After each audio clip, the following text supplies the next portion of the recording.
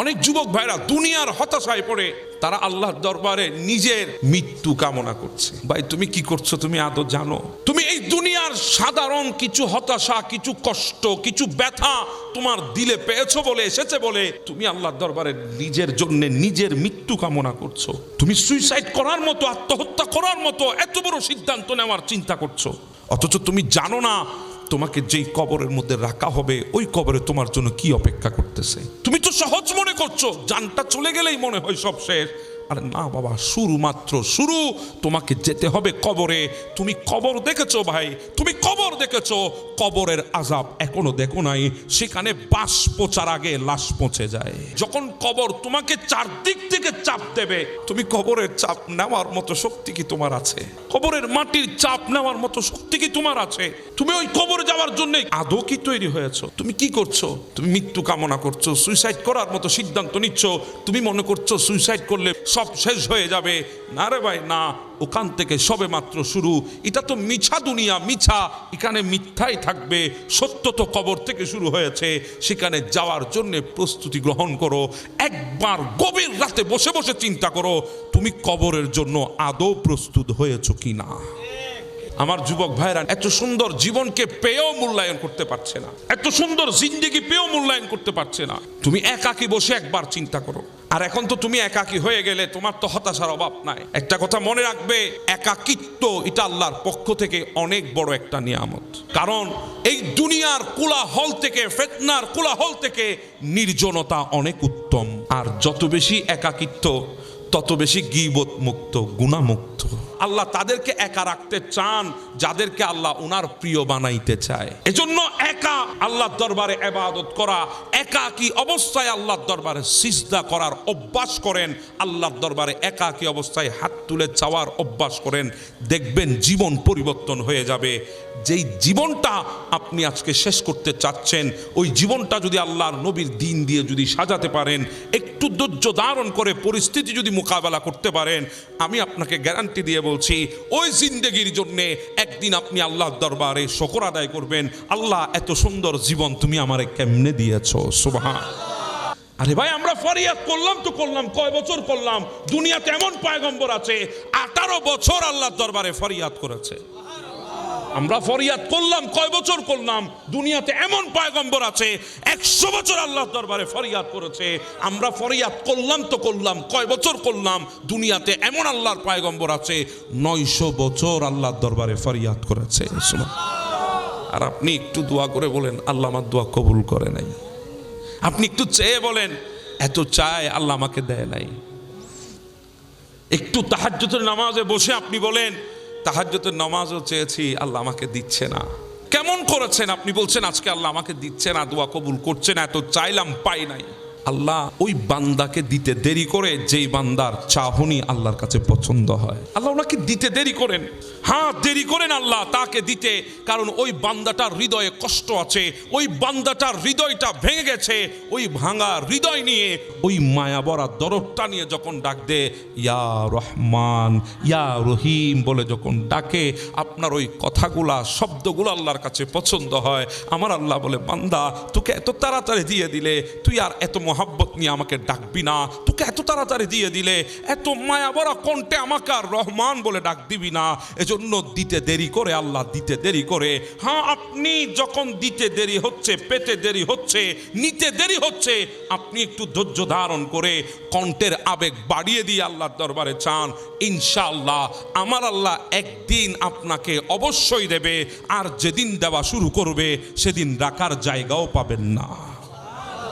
দুনিয়া আপনাকে ভালোবাসে স্বার্থ দেখে, দুনিয়া আপনাকে সম্মান করবে আপনার অবস্থান দেখে, দুনিয়া আপনার পাশে থাকবে আপনার সময় দেখে। আর আমার আল্লাহ আপনার ওই ভাঙা হৃদয়টা দেখে, আপনার কষ্ট দেখে, আপনার দুঃখ দেখে, নীরবে আপনার কান্না দেখে আমার আল্লাহ থাকবেন আপনাকে ভালোবেসে। দুনিয়া চলে যাবে, স্বার্থ শেষ, দুনিয়া শেষ। একে একে ছেড়ে দেবে আপনাকে, সবাই ছেড়ে চলে যাবে। যাদেরকে আপনি সবচাইতে বেশি আপন মনে করছেন তারা চলে যাবে, যাদেরকে সবচেয়ে বেশি কাছের মনে করছেন তারা একে একে সবাই রেখে আপনাকে চলে যাবে। যখন সবাই ছেড়ে আপনাকে চলে যাবে, আপনি একাকী হয়ে যাবেন, তখন সবচাইতে বেশি আপনার কাছে আমার আল্লাহ চলে আসবেন। আল্লাহ আপনার কাছে চলে আসবেন। হ্যাঁ, দুনিয়া আপনাকে ঠকাতে পারে, আমার আল্লাহ আপনাকে ঠকাবে না। এজন্য আপনার প্রত্যেকটা আশা ভরসা, প্রত্যেকটা কিছু মানুষ কেন্দ্রিক নয়, মানুষ কেন্দ্রিক নয়। আপনার আশা ভরসা চাওয়া সব কিছু আল্লাহর উপর ভরসা রাখেন। আমার আল্লাহ ইনশাআল্লাহ আপনাকে উত্তম জজা দান করবেন। উত্তম জজা আপনাকে আল্লাহ দান করবেন। জীবনে আপনার চাওয়া অনেক থাকবে, এই জীবনে সব আপনি পাবেন না। এটার নাম জীবন, এটার নাম বাস্তবতা। আর বাস্তবতা এটা একটা বিদ্যালয়, বিদ্যালয় যেখানে মানুষ শিক্ষক ছাড়া জীবনের শ্রেষ্ঠ শিক্ষাটা অর্জন করতে পারে। এজন্য জিন্দেগি সবকিছু কাকে কেন্দ্রিক? আল্লাহকে কেন্দ্রিক। আর জীবনের সমস্ত চলা রাসূলুল্লাহর দেওয়া পথ অনুসরণ করে। কথা বলেন ঠিক না? দৈনিক সকাল সন্ধ্যা 7 বার যদি দোয়াটা পড়তে পারেন, আমার আল্লাহ আপনাকে কখনো একা ছাড়বে না। হাসবি আল্লাহ লা ইলাহা ইল্লা হুয়া আলাইহি তাওয়াক্কালতু ওয়া হুয়া রব্বুল আরশিল আযীম। এই দোয়াটা আপনি পড়বেন সকাল সন্ধ্যা। আপনি পড়বেন আল্লাহ আমার জন্য যথেষ্ট, আল্লাহ ছাড়া কোনো উপাস্য নাই, আমি আল্লাহর উপরে ভরসা রাখি, আর আমার আল্লাহ হচ্ছে আরশের মালিক। সুবহানাল্লাহ। আপনি দোয়াটা পড়েন। আপনি জিন্দেগিতে হাঁটতেছেন চলছেন, আপনি পড়েন হাসবুনাল্লাহু ওয়া নি'মাল ওয়াকিল। আপনি হাঁটতেছেন, আপনি পড়েন লা হাওলা ওয়ালা কুওয়াতা ইল্লা বিল্লাহ। আপনি হাঁটতেছেন, আপনি পড়েন যাওয়ার সময় আসার সময় দরুদ শরীফ। আপনি পড়েন ইস্তিগফার। আপনি পড়েন আল্লাহর নবীর উপরে দরুদ সালাম। মুসিবত আপনা আপনি চলে যাবে। আপনি ঘুমাতে গিয়েছেন, জিন্দেগির আখিরি ঘুম মনে করে একবার সূরা ফাতিহাটা পড়েন। জিন্দেগির আখিরি ঘুম মনে করে 3 বার সূরা ইখলাস পড়েন। জিন্দেগির আখিরি ঘুম মনে করে আমার নবীর উপরে কয়েকবার দরুদ পড়েন। এবার হাতটা তুলেন, মালিক জানি না সকালবেলা উঠতে পারবো কিনা, কারণ ঘুম ভাঙলে সকাল, না ভাঙলে পরকাল। আল্লাহ দোয়া করছি যদি আজকের রাতটা আমার জীবনের আখরি রাত হয়, আল্লাহ তুমি আমার জিন্দেগির গুনাহগুলো মাফ করে দিও। ভাই আপনি বলা বাকি, শুধু আপনার বলাটার জন্য আল্লাহ আমাকে অপেক্ষা করছে। যদি না করতো কখনো এই কথা বলতেন না, নাব্বি ইবাদি আন্নি আনাল গফুরুর রহিম। সুবহানাল্লাহ, এই কথা কখনো বলতেন না। আল্লাহ শুধু আপনার চাওয়াটার দিকে তাকিয়ে আছে। আপনি চান, আমার আল্লাহ দেবেন। আপনি দুনিয়ার মায়া পড়ে মওলাকে ভুলে গেছেন। মনে রাখবেন সময় আসবে, দুনিয়া চলে যাবে, আমার মওলা আপনার আপন হবে। উনি ছাড়া আর কেউ নাই আমাদের আপন। আল্লাহ ভালোবেসে দুনিয়া বানিয়েছেন। যদি ভালো নাই বাসতো, ফেরেশতারা না বলার পরেও আল্লাহ কখনো ইনসান সৃষ্টি করতেন না। এজন্য আল্লাহ বলেছেন ওয়াজআলা বাইনাকুম মাওয়াদ্দাতাও ওয়া রাহমা। দুনিয়ার বুকে রহমত, দয়া, ভালোবাসা আমি আল্লাহ সৃষ্টি করে দিয়েছি। হ্যাঁ, আল্লাহ আমাদেরকে মোহাব্বত করে বানিয়েছে, মোহাব্বত করে আল্লাহ আমাদেরকে সৃষ্টি করেছেন। কদ্দুর মোহাব্বত করেন সেটা আমি আপনাদেরকে বলে বুঝাতে পারবো না। কদ্দুর আল্লাহ আমাদেরকে মোহাব্বত করেন। এজন্য আল্লাহর দরবারে সবচেয়ে শ্রেষ্ঠ মকামের নাম হচ্ছে মাহবুবিয়তের মকাম। ওই মাহবুবিয়তের মকামে আল্লাহ যাকে বসিয়েছেন তিনি হচ্ছেন আমার নবী, মদিনাওয়ালা রাসূল। এজন্য আমার নবীকে বলা হয় হাবিবুল্লাহ, আল্লাহর হাবিব, আল্লাহর বন্ধু, আল্লাহর মাহবুব। আল্লাহ পৃথিবীতে আমার নবীকে ভালোবেসে দুনিয়া বানিয়েছেন। একটা কথা মনে রাখবেন, পৃথিবীতে এমন একজন সৃষ্টি আছে যাকে স্রষ্টা মোহাব্বত করে, যাকে সৃষ্টিও মোহাব্বত করে। স্রষ্টার মোহাব্বত যেখানে মিলে, সৃষ্টির মোহাব্বত যেখানে মিলে, সেই জায়গা হলো একমাত্র আমার নবী মুহাম্মাদুর। স্রষ্টা ভালোবেসে দুনিয়া বানিয়েছেন, সৃষ্টি ভালোবেসে দুনিয়া পেয়েছেন। হ্যাঁ, সবার ভালোবাসার কেন্দ্র হচ্ছে আমার নবী। আল্লাহ আমাদেরকে মোহাব্বত করে নবীর উম্মত বানিয়েছেন। যদি মোহাব্বত আল্লাহ না করত, পৃথিবীতে অনেকে আছে ফরিয়াদ করেছে, আমরা তো ফরিয়াদ ছাড়া নবীর উম্মত হয়েছি। কদ্দুর মোহাব্বত আল্লাহ করেছেন চিন্তা করে দেখেন। পৃথিবীতে আমাদেরকে মানুষ মোহাব্বত করে দেখার পর মানুষ আমাদেরকে মোহাব্বত করে, আমাদের চেহারা দেখার পর, অবস্থান দেখার পর, আমাদের তাকত দেখার পর মানুষ আমাদেরকে মোহাব্বত করে। আর আল্লাহ মোহাব্বত করে বানিয়েছেন, বানিয়ে রুটাকে আলেমে আরওয়ার মধ্যে রেখেছেন। ওখান থেকে মোহাব্বত করে সালবি আবি কাওয়াইব ওয়া উম্মিক, আমাদেরকে বাবার পৃষ্ঠে এনেছেন, মায়ের সিনার ভেতরে রেখেছেন। জামাআতু ফি বাতনি উম্মিক, বাবার পৃষ্ঠ থেকে শুক্রাণু বানিয়ে, মায়ের সিনা থেকে ডিম্বাণু বানিয়ে আমাদেরকে মায়ের গর্ভের মধ্যে একত্রিত করেছেন মোহাব্বত করে।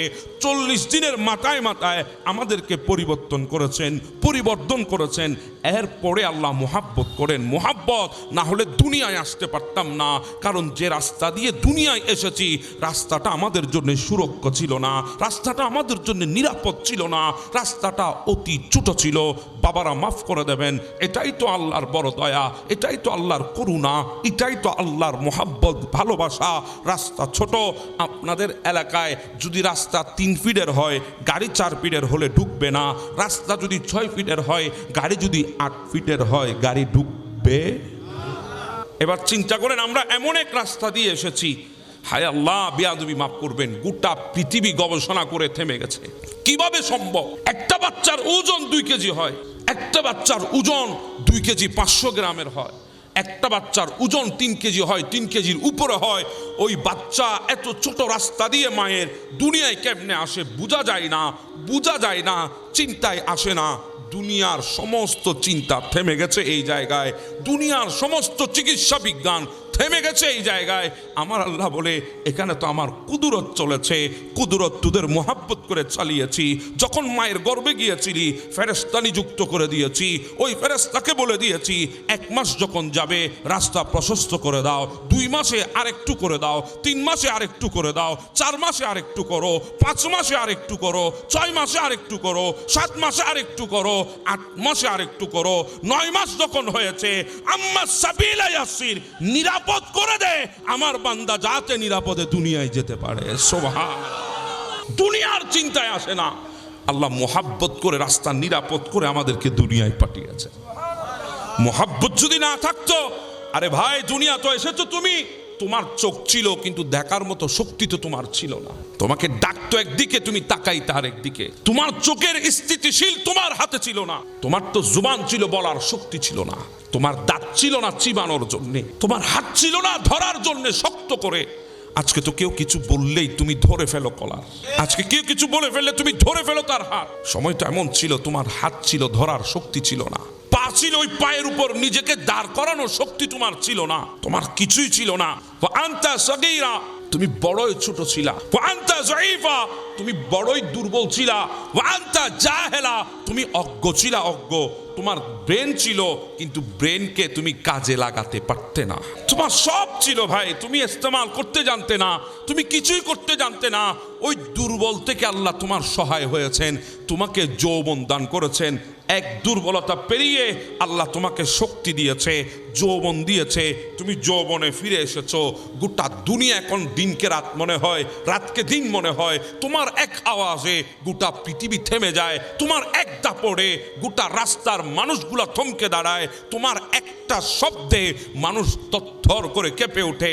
তোমার এই শক্তি নিয়ে তুমি এত অহংকার করছো, এত ফহর করছো, এত কিছু করছো, কিন্তু তুমি জানো না তুমি কতই দুর্বল ছিলা, তুমি জানো না তুমি কতই অসহায় ছিলা, তুমি জানো না, ভুলে গেছো। কারণ আমরা অতীত ভুলে যাই, অতীত ভুলে যাওয়ার কারণে বর্তমানকে আমরা জান্নাত মনে করে অপরাধের মধ্যে লিপ্ত হয়ে যায়। তুমি যখন অতীত ভুলে গেছো, আল্লাহর দেওয়া নিয়ামত যৌবনকে তুমি অহংকারের মাধ্যমে কাটাচ্ছ, তাকাব্বুরি নিয়ে কাটাচ্ছ। তোমার ভেতরে আজকে অহমিকা কাজ করছে, তুমি দুনিয়াকে দুনিয়া মনে করছো না, মানুষকে মানুষ মনে করছো না, যা ইচ্ছা তাই করছো। কিন্তু তুমি জানো না তুমি পরীক্ষার কেন্দ্রে আছো, যৌবনটা নিয়ে তুমি পরীক্ষার কেন্দ্রে আছো, পরীক্ষার কেন্দ্রে। এখানে যদি ভালোভাবে তুমি তোমার পরীক্ষাটা দিতে পারো, সামনে তোমার রেজাল্ট আসবে। ওই রেজাল্টটা হবে যেই অতীত তুমি ফেলে এসেছো তার চাইতে আরো ভয়ঙ্কর ভবিষ্যৎ তোমার জন্য আসতেছে। যৌবনকালের পরীক্ষাটা তুমি যদি ভালো করে দিতে পারো, রেজাল্টটা ভবিষ্যতে ভালো হবে। না হলে ওই বার্ধক্যটা তোমার জন্য আল্লাহর সবচাইতে বড় আযাব হয়ে আসতেছে। যে দুর্বলতা পার হয়ে এসেছো ওটা তো সোনায় সোহাগা ছিল। আগামীতে যে দুর্বলতা আসবে, আয় হায়, আপন মানুষ ছেড়ে যাবে, আপন মানুষ। বার্ধক্যতে পড়বে, তুমি বার্ধক্যের মধ্যে পড়ে যাবে। শাবাবাকা ক্বাবলা হারামিক। এজন্য বলা হয়েছে বার্ধক্য আসার আগে যৌবনটাকে মূল্যায়ন করো। কেন? কারণ বার্ধক্যটা তোমার জন্য এত বড় একটা দুর্বল পয়েন্ট তোমার জন্য আসতেছে, এমন একটা দুর্বলতা তোমার জন্য আসতেছে যেই সময়টা তুমি আর কাছের মানুষ পাবে না। ছোটবেলায় তো তোমাকে খুশি খুশি তুমি পায়খানা করেছো, তোমার পরিষ্কার করে দিয়েছে মা ছিল। তোমার ছোটবেলায় তুমি প্রস্রাব করেছো খুশিতে খুশিতে, নিয়ামত মনে করে বাবা পরিষ্কার করে দিয়েছে। কিন্তু সময় আসতেছে, সামনে তুমি বৃদ্ধ হয়ে যাবে, বাবা মা যা করে সে সন্তান কিন্তু তা করে না। অতএব ওই বার্ধক্যটা যদি তুমি সুন্দর করতে চাও, বার্ধক্যতে যদি আল্লাহর নিয়ামত পেতে চাও, যৌবনটাকে সুন্দর করতে হবে। যৌবনকে অসুন্দর করে তুমি বার্ধক্যতে শান্তি কখনো পাবে না, কখনো না, কখনো না। এটাই তো বাস্তবতা। দুনিয়ায় অনেক মানুষ ছিল, এক আওয়াজে সমাজ থেমে গেছে এক সেকেন্ড। আপনি আজকে বাহাদুরি করছেন আপনার যৌবন নিয়ে, দেখেন, যান আপনি মেডিকেলের বেডে গিয়ে দেখেন, হাজার কোটি টাকাওয়ালা মানুষগুলো আজকে আইসিইউতে, সিসিইউতে, এসডিইউতে আজকে পড়ে আছে, লাইফ সাপোর্টে আছে, অনেকে আইসিইউতে অক্সিজেন ভেন্টিলেটর নিয়ে পড়ে আছে। তাদের হাত আছে হাত, কিন্তু হাতটা তোলার মতো শক্তি তাদের কাছে নাই। পা আছে পা, কিন্তু চলার মতো শক্তি তাদের কাছে নাই। গিয়ে দেখেন না, এই পর্যন্ত কোনো খবর এখনো আসে নাই। সন্তানকে মেডিকেলে ভর্তি করিয়েছে, বাবা টাকা দিতে পারবে না বলে সন্তানকে রেখে পালিয়েছে। এমনটা কোনোদিন হয় নাই, কারণ বাবা নিজের কিডনি বিক্রি করে হলেও, নিজের রক্ত বিক্রি করে হলেও, নিজেকে বিক্রি করে হলেও সন্তানকে কখনো ছেড়ে যায় না। সে যতই অসুস্থ হোক, সে যতই মুসিবতে পড়ুক, কিন্তু এখনো পর্যন্ত পৃথিবীতে রেকর্ড হয়ে আছে, বাবা মেডিকেলের বেডে অসুস্থ হয়ে পড়ে আছে, লাশ পড়ে আছে, সন্তান টাকা দিয়ে আনতে হবে বলে লাশ পর্যন্ত আনতে যায় নাই। আপনার যৌবনটাকে সুন্দর করে, না হলে সামনের দুর্বলতা আপনার জন্য ভয়ঙ্কর। যৌবনটাকে দামি বানান, না হলে সামনের অবস্থা আপনার জন্য ভয়ঙ্কর। হ্যাঁ, এটাই তো আমার নবী বলেছেন, যখন কোনো মানুষ বৃদ্ধকালে আজান দেয়, মানুষটা বৃদ্ধ হয়ে গেছে, মসজিদে আজান চলছে, ইচ্ছা জেগেছে নামাজ পড়তে আসার, কিন্তু পারছে না। আজকে আমাদের শক্তি আছে, অথচ মসজিদের পাশ দিয়ে যায়, মসজিদের দিকে ফিরেও তাকাই না। এমনি মসজিদে উন্নত মানের টাইলস লেগেছে, উন্নত মানের এসি লেগেছে, অত্যাধুনিক থাই গ্লাসের ব্যবহার হয়েছে, সব ঠিক আছে। এখন তো অনেক মসজিদে দেখলাম গিজারের ব্যবস্থাও হয়েছে, ঠান্ডা কালে গরম। আগে বাসায় বাসায় মানুষ টাকা করে খরচ করে লাগাইতো, এখন তো মসজিদেও লাগাইছে, সব করেছে। কিন্তু যারা গিজারটা ব্যবহার করবে সেই আসে না, যে দাঁড়াবে কাতারে সেই আসে না। হ্যাঁ, একটু ঠান্ডা অনুভব হবে টাইলস থেকে, উন্নত মানের কার্পেটিং এর ব্যবস্থা করা হয়েছে, যার জন্য করা হয়েছে সে আসে নাই। সব কিছু উন্নত হয়েছে, কিন্তু মুসল্লির উন্নতি ঘটে নাই। আপনি চলে গেছেন, কিন্তু সময় আসবে যেদিন হাজারো ব্যথা হৃদয় থেকে চিৎকার দিয়ে আপনাকে বলবে, চল না একটু আল্লাহর ঘর মসজিদে যায়, চল না একটু প্রথম খাতারে একটু করে দাঁড়াই, চল না একটু করে ইমামের তেলাওয়াতটা শুনি। যখন ইমাম সুন্দর করে সূরা ফাতিহা তেলাওয়াত করেন, সুবহানাল্লাহ। এখন তো আমরা সূরা ফাতিহা শোনার টাইম নাই। আমরা সূরা বড় হলে আমাদের মাথা দেমাগ ঠিক থাকে না, এত লম্বা কেমনে হইল? অথচ আপনি জানেন না, আপনি যতক্ষণ কুরআনুল কারীমের তেলাওয়াত শুনতেছেন, আপনার উপরে ফেরেশতারা রহমতের চাদর বিছিয়ে রেখেছে। কত সুন্দর সূরা ফাতিহা তেলাওয়াত হচ্ছে, যেই সূরা ফাতিহা নাজিল হওয়ার কারণে শয়তান কেঁদেছে। কোরআন নাজিল হওয়ার কারণে শয়তান কাঁদে নাই, শুধুমাত্র সূরা ফাতিহা নাজিল হয়েছে, শয়তান কেঁদেছে। কাঁদিস কেন রে শয়তান? বলে এমন একটা সূরা আল্লাহ নাজিল করে দিয়েছে, বান্দাগুলা প্রত্যেক ওয়াক্তে প্রত্যেক রাকাতে পড়বে। আমি তো সারাদিন থাকবো তাদেরকে আল্লাহর পথ থেকে ফিরাই নিতে, আল্লাহর দিন থেকে গাফেল করতে। কিন্তু যখন আজান হবে, তারা যখন যায় নামাজে মসজিদে দাঁড়িয়ে যখন সূরা ফাতিহা পড়বে, ওই ফাতিহা তো এমন ফাতিহা, যেই ফাতিহা পড়লেই আল্লাহ বান্দার গুনাহ মাফ করে দেয়। তখন তো আমার সারাদিনের পরিশ্রম বৃথা হয়ে যাবে, সেজন্য আমি কাঁদছি। আর সেই সূরা ফাতিহা শোনার টাইম আমাদের। সূরা ফাতিহা চলছে, আমাদের মনোযোগ আবুল্লার চায়ের দোকানে। সূরা ফাতিহা আপনারা শুনবেন, মনোযোগ দিয়ে শুনবেন, হৃদয় কাঁদবে। আমি আজকে বলছি, মনোযোগ দিয়ে শুনবেন, হৃদয় কাঁদবে। কে পড়তেছে সেদিকে তাকাবেন না, কোন কণ্ঠে পড়ছে সেদিকে তাকাবেন না, কোরআনের শব্দগুলোর দিকে একটু নজর করেন, হৃদয় কাঁদবে। হৃদয় যখন হুজুররা পড়ে কত সুন্দর, আলহামদুলিল্লাহি রাব্বিল আলামিন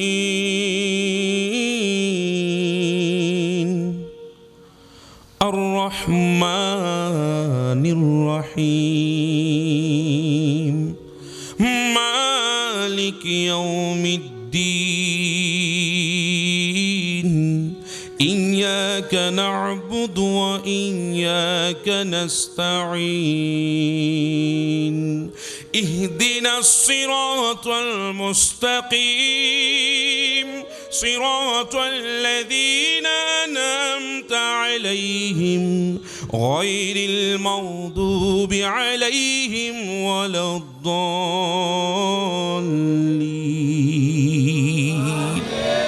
আপনি গৌর করেন, প্রত্যেকটা শব্দ আপনার হৃদয়ের কান্না আসবে।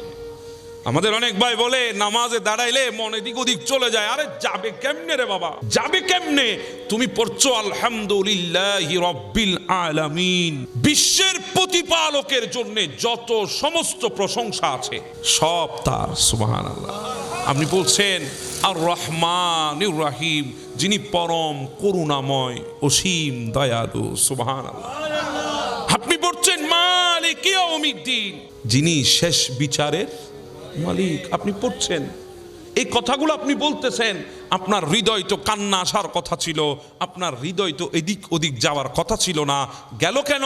তাহলে বুঝাই যায় আপনার নজর কোরআনের দিকে নাই, আপনার নজর দুনিয়ার দিকে হয়ে গেছে। সাহাবীরা এমন ভাবে দাঁড়াতো নামাজে, উড়ন্ত পাখি মনে করতো গাছ দাঁড়িয়ে আছে, ওনারা তাদের কাঁধের উপর গিয়ে বসে যেত।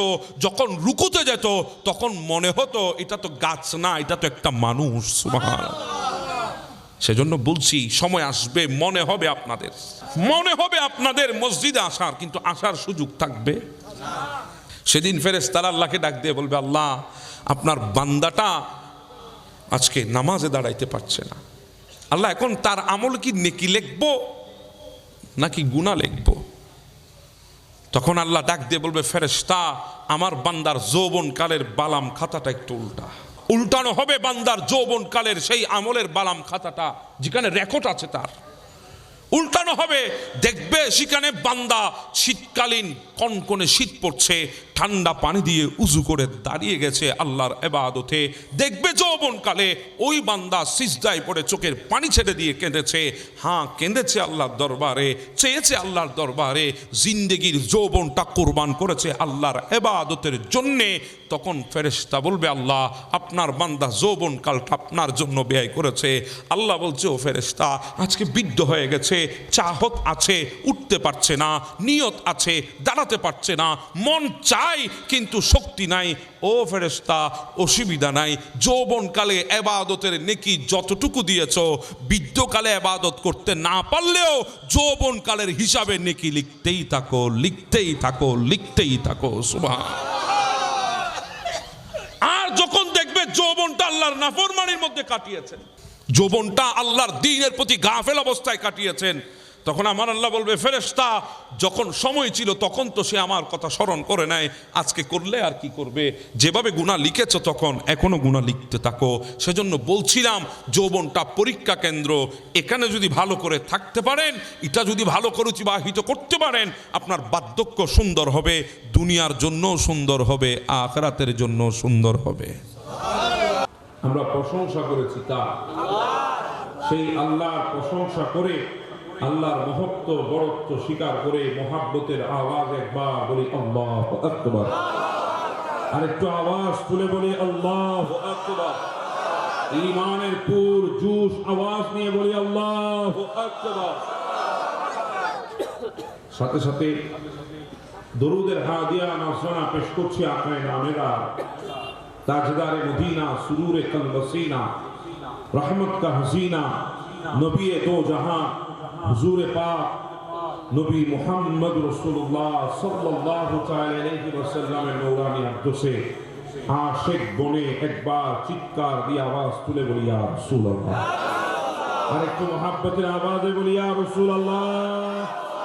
আরেকটু দিল খুলে আশিকের আওয়াজে বলি ইয়া রাসূলুল্লাহ। শুকর আদায় করছি আপনাদের যারা কষ্ট করে মাহফিলে এসেছেন, যারা ক্লান্ত পরিশ্রম করে মাহফিল সাজিয়েছেন, আপনারা যারা এসে মাহফিলের সৌন্দর্য বৃদ্ধি করেছেন। আল্লাহ পাক আমাদের আসা যাওয়া ইন্তজামিয়ার ইন্তজাম আল্লাহ আমাদের জিন্দেগির জন্য নাজাতের ওসিলা হিসাবে কবুল করেন। আমি কিছু কথা বলতে চাই, যদি আপনাদের অনুমতি হয়। পারবো ইনশাআল্লাহ? আমি জানি আপনারা অনেক কষ্ট করে বসেছেন, আপনারা তো ফ্লোরে বসার মানুষ না, তাও আমি জানি, তাহলে সবাই দামি মানুষ। আপনারা হাজার প্রোগ্রামে যান, মাহফিল অ্যাটেন্ড করেন, গ্যাদারিং এ যান, আপনাদেরকে যদি উপযুক্ত বসার স্থান দেওয়া না হয়, অনেকে না বসে চলে আসেন, বলে খাওয়া দাওয়া এটা বড় জিনিস না, ইজ্জত সম্মান। কথা বলেন ঠিক না? তো কিন্তু আপনারা সেই মানুষগুলো আজকে কোথায় বসবেন সেটা না দেখে বসে গেছেন, কোথায় বসেছেন সেটা না দেখে বসে আছেন। হ্যাঁ, আপনারা তার পালের উপরে বসে আছেন। আজকে তো এমন কোনো ঘর নাই যে ঘরে চেয়ারম্যান আছে, কিছু না থাকলেও একটা চেয়ার। প্লাস্টিক আমাদের জন্য এত সহজ করে দিয়েছে, ঘরে ঘরে চেয়ার। কথা বলেন ঠিক না? তো আপনারা সবাই তো একজন চেয়ারম্যান, কারণ চেয়ারে যিনি বসে ইনি তো চেয়ারম্যান। কথা বলেন ঠিক না? আপনারা একজন চেয়ারম্যান মানুষ, আপনারা আজকে ফ্লোরে বসে গেছেন, ঠান্ডাতে তেরপালের উপরে শক্ত জায়গায় মাথার উপরে একটা সামিয়ানা বসে আছেন, ঠান্ডা উপেক্ষা করে বসে গেছেন। আমার দিকে তাকিয়ে না, আজকে যারা মাহফিল ইন্তজাম করেছে তাদের দিকেও তাকিয়ে না, আপনাদের যশ খ্যাতি ইজ্জত আসমত সব ফিরিয়ে দিয়ে আজকে আপনারা মাটির উপরে বসে গেছেন একমাত্র আমার নবীর মহাব্বতে। কথা বলেন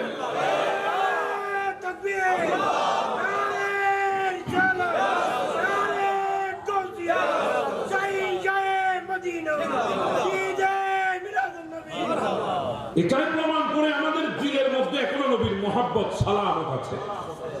জি বলেন না, ঠিক না? ঠিক। এখন আমাদের দিলের মধ্যে নবীর মহাব্বত সালামত আছে, না থাকলে কখনো আপনারা জমিনের উপরে বসতেন না। কথা বলেন ঠিক না?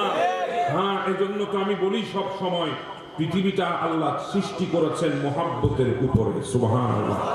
আল্লাহ পৃথিবী বানিয়েছেন মহাব্বতের উপরে, ভালোবাসার উপরে। আল্লাহ ভালোবেসে দুনিয়া বানিয়েছেন।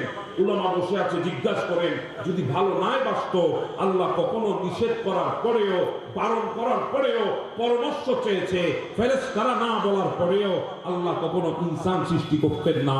এজন্য আল্লাহ বলেছেন, ওয়াজআলা বাইনাকুম মাওয়াদ্দাতাও ওয়া রাহমা, দুনিয়ার বুকে রহমত, দয়া, ভালোবাসা আমি আল্লাহ সৃষ্টি করে দিয়েছি।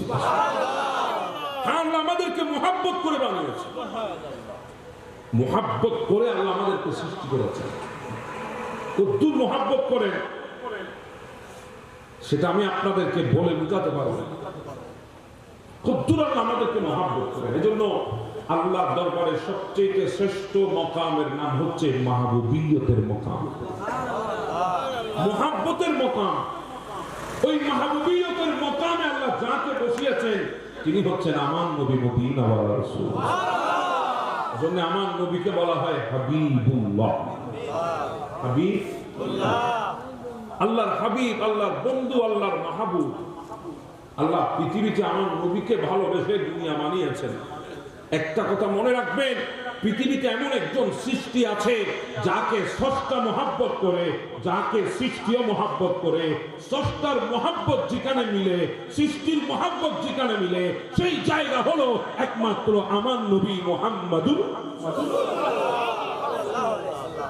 স্রষ্টাও ভালোবাসে, সৃষ্টিও ভালোবাসে। কথা বলেন ঠিক না? স্রষ্টা ভালোবেসে দুনিয়া বানিয়েছেন, সৃষ্টি ভালোবেসে দুনিয়া পেয়েছেন। কথা বলেন ঠিক না? হ্যাঁ, সবার ভালোবাসার কেন্দ্র হচ্ছে আমার নবী। আল্লাহ আমাদেরকে মুহাব্বত করে নবীর উম্মত বানিয়েছে। যদি মুহাব্বত আল্লাহ না করত, পৃথিবীতে অনেকে আছে ফরিয়াদ করেছে, আমরা তো ফরিয়াদ ছাড়া নবীর উম্মত হয়েছে। কতদূর মুহাব্বত আল্লাহ করেছেন চিন্তা করেছেন, কতদূর মুহাব্বত করেছেন আল্লাহ আমাদেরকে। পৃথিবীতে আমাদেরকে মানুষ মুহাব্বত করে দেখার পরে মানুষ আমাদেরকে মহাব্বত করে, আমাদের চেহারা দেখার পর, অবস্থান দেখার পর, আমাদের তাকত দেখার পর মানুষ আমাদেরকে মহাব্বত করে। আর আল্লাহ মহাব্বত করে বানিয়েছেন, বানিয়ে রূহটাকে আলেমে আরওয়ার মধ্যে রেখেছেন। ওখান থেকে মহাব্বত করে সালবি আবি কাওয়াইদ ওয়া উম্মি, আমাদেরকে বাবার পৃষ্ঠে এনেছেন, মায়ের সিনার ভেতরে রেখেছেন। জামাআতু ফি বাতনি উম্মি, বাবার পৃষ্ঠ থেকে শুক্রাণু বানিয়ে, মায়ের সিনা থেকে ডিম্বাণু বানিয়ে আমাদেরকে মায়ের গর্ভের মধ্যে একত্রিত করেছেন মহাব্বত করে। 40 দিনের মাথায় মাথায় আমাদেরকে পরিবর্তন করেছেন, পরিবর্তন করেছেন। এরপরে আল্লাহ মহাব্বত করেন। মহাব্বত না হলে দুনিয়ায় আসতে পারতাম না, কারণ যে রাস্তা দিয়ে দুনিয়ায় এসেছি রাস্তাটা আমাদের জন্য সুরক্ষিত ছিল না, রাস্তাটা আমাদের জন্য নিরাপদ ছিল না, রাস্তাটা অতি ছোট ছিল। বাবারা মাফ করে দেবেন। এটাই তো আল্লাহর বড় দয়া, এটাই তো আল্লাহর করুণা, এটাই তো আল্লাহর মহাব্বত, ভালোবাসা। রাস্তা ছোট। আপনাদের এলাকায় যদি রাস্তা 3 ফিটের হয়, গাড়ি 4 ফিটের হলে ঢুকবে না। রাস্তা যদি 6 ফিটের হয়, গাড়ি যদি 8 ফিটের হয়, গাড়ি ঢুকবে? কেউ ঢুকাইতে পারবে? হাজার চেষ্টা করে নিয়ে যেতে পারবেন না, কখনো পারবেন না। এবার চিন্তা করেন, আমরা এমন এক রাস্তা দিয়ে এসেছি, হায় আল্লাহ বিয়াদবি মাফ করবেন, গোটা পৃথিবী গবেষণা করে থেমে গেছে। কিভাবে সম্ভব? একটা বাচ্চার ওজন 2 কেজি হয়, একটা বাচ্চার ওজন 2 কেজি 500 গ্রামের হয়, একটা বাচ্চার ওজন 3 কেজি হয়, 3 কেজির উপরে হয়। ওই বাচ্চা এত ছোট রাস্তা দিয়ে মায়ের দুনিয়ায় কেমনে আসে বোঝা যায় না, বোঝা যায় না, চিন্তায় আসে না।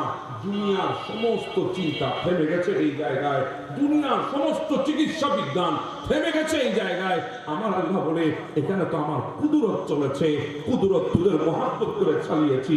যখন মায়ের গর্ভে গিয়েছিলি ফেরেশতা নিযুক্ত করে দিয়েছি, ওই ফেরেশতাকে বলে দিয়েছি 1 মাস যখন যাবে রাস্তা প্রশস্ত করে দাও, 2 মাসে আরেকটু করে দাও, 3 মাসে আরেকটু করে দাও, 4 মাসে আরেকটু করো, 5 মাসে আরেকটু করো, 6 মাসে আরেকটু করো, 7 মাসে আরেকটু করো, 8 মাসে আরেকটু করো। 9 মাস যখন হয়েছে, আম্মা সাবিলা ইয়াসিন, নিরাপদ করে দে আমার বান্দা যাতে নিরাপদে দুনিয়ায় যেতে পারে। দুনিয়ার চিন্তায় আসে না, আল্লাহ মহাব্বত করে রাস্তা নিরাপদ করে আমাদেরকে দুনিয়ায় পাঠিয়েছেন। মহাব্বত যদি না থাকতো, আরে ভাই দুনিয়া তো এসেছো তুমি, তোমার চোখ ছিল কিন্তু দেখার মতো শক্তি তো তোমার ছিল না। তোমাকে ডাকতো একদিকে, তুমি তাকাইতে আরেক দিকে। তোমার চোখের স্থিতিশীল তোমার হাতে ছিল না। তোমার তো জুবান ছিল, বলার শক্তি ছিল না। তোমার দাঁত ছিল না চিবানোর জন্য, তোমার হাত ছিল না ধরার জন্য শক্ত করে। আজকে তো কেউ কিছু বললেই তুমি ধরে ফেলো কলা, কথা বলে। আজকে কেউ কিছু বলে ফেললে তুমি ধরে ফেলো তার হাত। সময়টা এমন ছিল, তোমার হাত ছিল, ধরার শক্তি ছিল না। পা ছিল, ওই পায়ের উপর নিজেকে দাঁড় করানোর শক্তি তোমার ছিল না। তোমার কিছুই ছিল না। তুমি বড়ই ছোট ছিলা, তুমি বড়ই দুর্বল ছিলা, তুমি অজ্ঞ ছিলা, অজ্ঞ। তোমার ব্রেন ছিল কিন্তু ব্রেনকে তুমি কাজে লাগাতে পারতে না। কথা বলেন ঠিক না? তোমার সব ছিল ভাই, তুমি ইস্তেমাল করতে জানতে না, তুমি কিছুই করতে জানতে না। ওই দুর্বল থেকে আল্লাহ তোমার সহায় হয়েছেন, তোমাকে যৌবন দান করেছেন। এক দুর্বলতা পেরিয়ে আল্লাহ তোমাকে শক্তি দিয়েছে, যৌবন দিয়েছে। তুমি যৌবনে ফিরে এসেছো। গোটা দুনিয়া এখন দিনকে রাত মনে হয়, রাতকে দিন মনে হয়। তোমার এক আওয়াজে গোটা পৃথিবী থেমে যায়, তোমার এক দাপটে গোটা রাস্তার মানুষগুলো থমকে দাঁড়ায়, তোমার একটা শব্দে মানুষ তৎপর করে কেঁপে ওঠে। তোমার এই শক্তি দিয়ে তুমি এত অহংকার করছো, এত প্রহর করছো, এত কিছু করছো, কিন্তু তুমি জানো না তুমি কতই দুর্বল ছিলা, তুমি জানো না তুমি কতই অসহায় ছিলা, তুমি জানো না, ভুলে গেছো। কারণ আমরা অতীত ভুলে যাই, অতীত ভুলে যাওয়ার কারণে বর্তমানকে আমরা জান্নাত মনে করে অপরাধের মধ্যে লিপ্ত হয়ে যায়। তুমি যখন অতীত ভুলে গেছো, আল্লাহর দেওয়া নিয়ামত যৌবনকে তুমি অহংকারের মাধ্যমে কাটাচ্ছ, তাকাব্বুরি নিয়ে কাটাচ্ছ। তোমার ভেতরে আজকে অহমিকা কাজ করছে, তুমি দুনিয়াকে দুনিয়া মনে করছো না, মানুষকে মানুষ মনে করছো না, যা ইচ্ছা তাই করছো। কিন্তু তুমি জানো না তুমি পরীক্ষার কেন্দ্রে আছো। যৌবনটা নিয়ে তুমি পরীক্ষার কেন্দ্রে আছো, পরীক্ষার কেন্দ্রে। এখানে যদি ভালোভাবে তুমি তোমার পরীক্ষাটা দিতে পারো, সামনে তোমার রেজাল্ট আসবে। ওই রেজাল্টটা হবে যেই অতীত তুমি ফেলে এসেছো তার চাইতে আরো ভয়ঙ্কর ভবিষ্যৎ তোমার জন্য আসতেছে। যৌবনকালের পরীক্ষাটা তুমি যদি ভালো করে দিতে পারো, রেজাল্টটা ভবিষ্যতে ভালো হবে। না হলে ওই বার্ধক্যটা তোমার জন্য আল্লাহর সবচাইতে বড় আযাব হয়ে আসতেছে।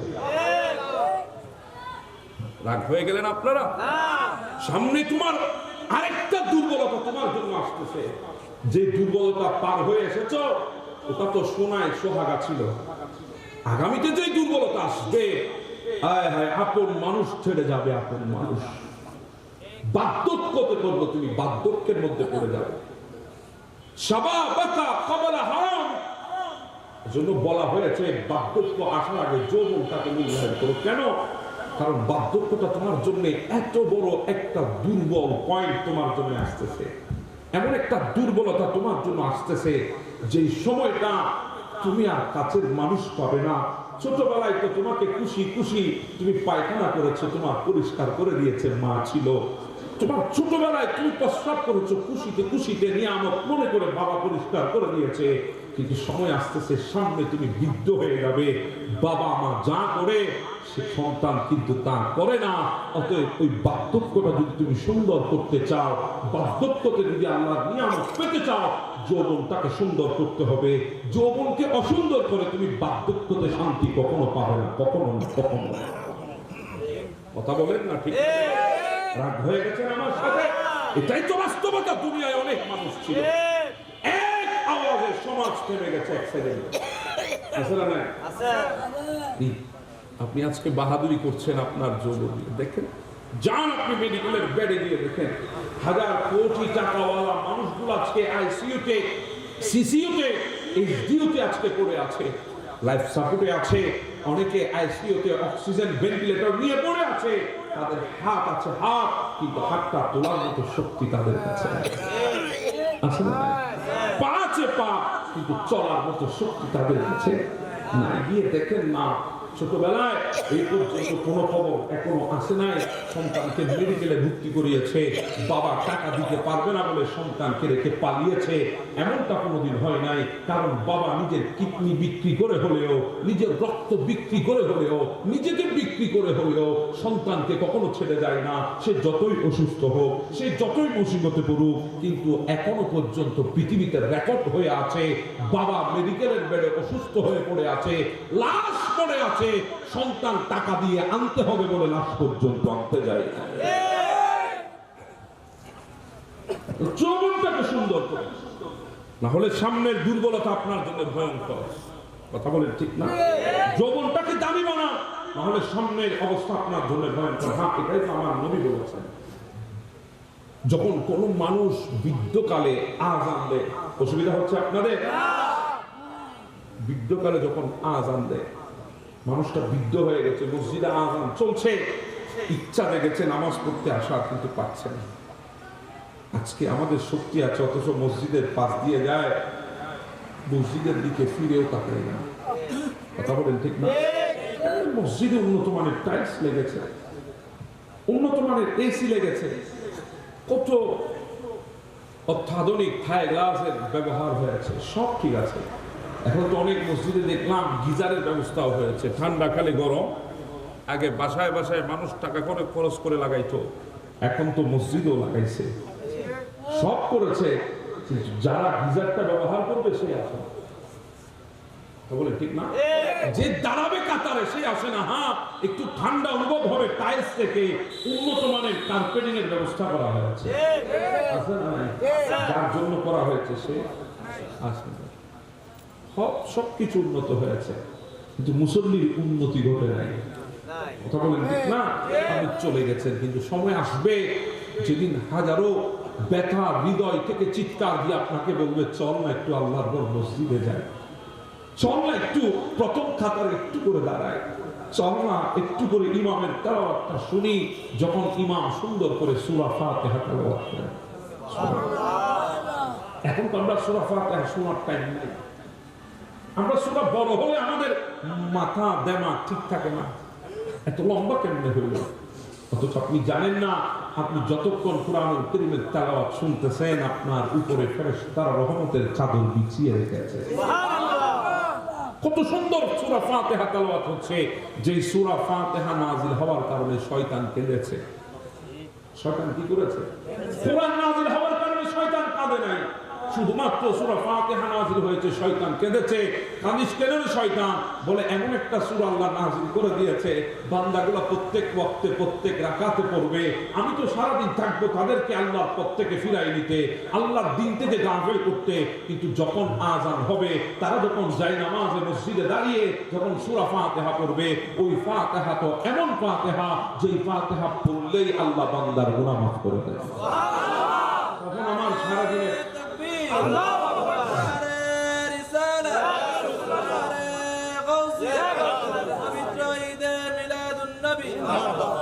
তখন তো আমার সারাদিনের পরিশ্রম বৃথা হয়ে যাবে। সেজন্য আমি কাঁদছি। আর সেই সূরা ফাতিহা শোনার টাইম আমাদের।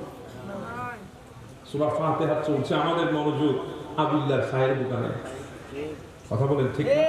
আপনাদের এখানে আবার কোন আবুলের চায়ের দোকান আসেনি? থাকলে আবার বলবো আমার দিকে টাকা টাকা বলতেছে মনে হয় বড় মুসিবত তো। আমি এক জায়গায় এক ওয়াজ করছিলাম, হঠাৎ বলছিলাম আমাদের দেশে অনেক চৌধুরী আছে। এক চৌধুরী দেখি মাছ উঠছে থাকতে, পাশ থেকে মেয়ে উঠে বলে হুজুর আমারও বলতেছেন না, আপনারা বলি না বাবা, চৌধুরী তো অনেক আছে। সূরা ফাতিহা আপনারা শুনবেন, মনোযোগ দিয়ে শুনবেন, হৃদয় কাঁদবে।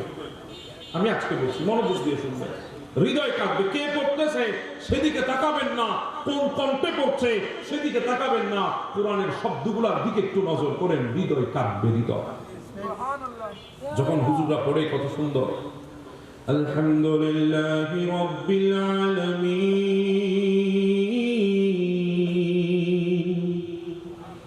আর রহমানির রহিম মালিকি ইয়াউমিদ্দিন ইয়্যাকা না'বুদু ওয়া ইয়্যাকা নাস্তাঈন ইহদিনাস সিরাতাল মুস্তাকিম সিরাতাল লাযীনা আন'আমতা আলাইহিম গায়রিল মাগদুবি আলাইহিম ওয়ালাদ-দাল্লিন।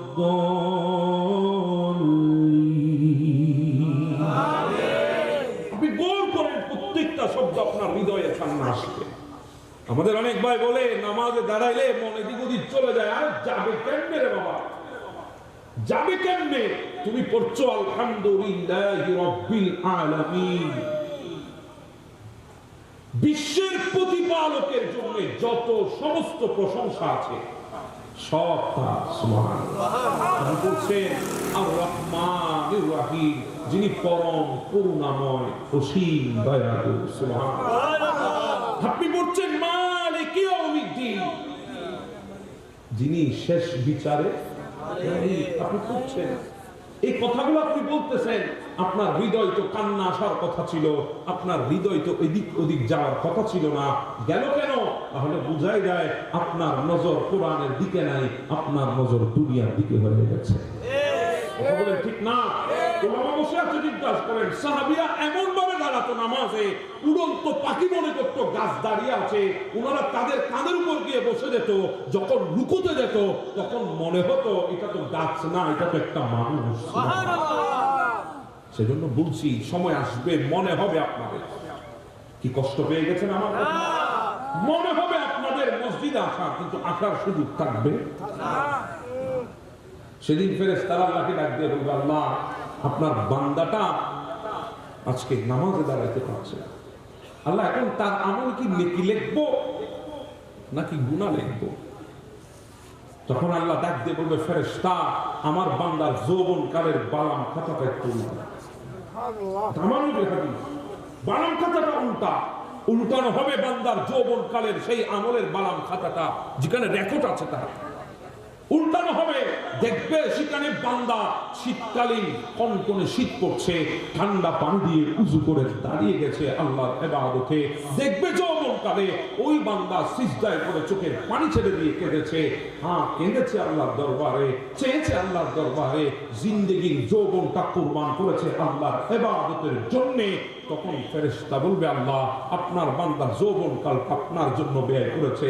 আল্লাহ বলছে, ও ফেরেশতা আজকে বৃদ্ধ হয়ে গেছে, চাহত আছে, উঠতে পারছে না, নিয়ত আছে, দাঁড়াতে পারছে না, মন চাই কিন্তু শক্তি নাই।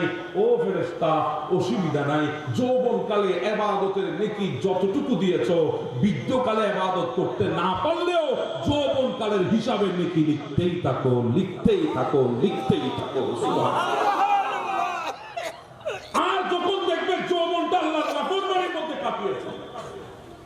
যৌবনটা আল্লাহর দ্বীনের প্রতি গাফেল অবস্থায় কাটিয়েছেন, তখন আমার আল্লাহ বলবে, ফেরেশতা যখন সময় ছিল তখন তো সে আমার কথা স্মরণ করে নাই, আজকে করলে আর কি করবে, যেভাবে গুনাহ লিখেছে তখন এখনো গুনাহ লিখতে থাকো। সেজন্য বলছিলাম যৌবনটা পরীক্ষা কেন্দ্র, এখানে যদি ভালো করে থাকতে পারেন, এটা যদি ভালো করে অতিবাহিত করতে পারেন, আপনার বার্ধক্য সুন্দর হবে, দুনিয়ার জন্য সুন্দর হবে, আখিরাতের জন্য সুন্দর হবে। সুবহানাল্লাহ। ঠিক না? যৌবনটা বড় আমাদের জন্য ইম্পর্টেন্ট, কিন্তু বড় অবাক লাগে আজকে আমাদের ভাইয়েরা দুনিয়া সামান্য কিছু কষ্টে করে আজকে সুইসাইড করার মতো সিদ্ধান্ত নেয়। আছে না? অনেক যুবক ভাইয়েরা দুনিয়ার হতাশায় করে, এই দুনিয়ার কষ্টে করে তারা আল্লাহর দরবারে নিজের মৃত্যু কামনা করছে। আছে না? আছে। ভাই তুমি কি করছো তুমি আদৌ জানো? তুমি কি করছো তুমি জানো? তুমি এই দুনিয়ার সাধারণ কিছু হতাশা, কিছু কষ্ট, কিছু ব্যথা তোমার দিলে পেয়েছো বলে, এসেছে বলে তুমি আল্লাহর দরবারে নিজের জন্য নিজের মৃত্যু কামনা করছো। তুমি সুইসাইড করার মতো, আত্মহত্যা করার মতো এত বড় সিদ্ধান্ত নেওয়ার চিন্তা করছো, অথচ তুমি জানো না তোমাকে যে কবরের মধ্যে রাখা হবে ওই কবরে তোমার জন্য কি অপেক্ষা করতেছে। তুমি তো সহজ মনে করছো, জানটা চলে গেলেই মনে হয় সব শেষ।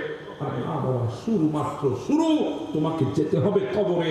তুমি কবর দেখেছো ভাই, তুমি কবর দেখেছো, কবরের আযাব এখনো দেখো নাই, সেখানে বাঁশ পচার আগে লাশ পচে যায়।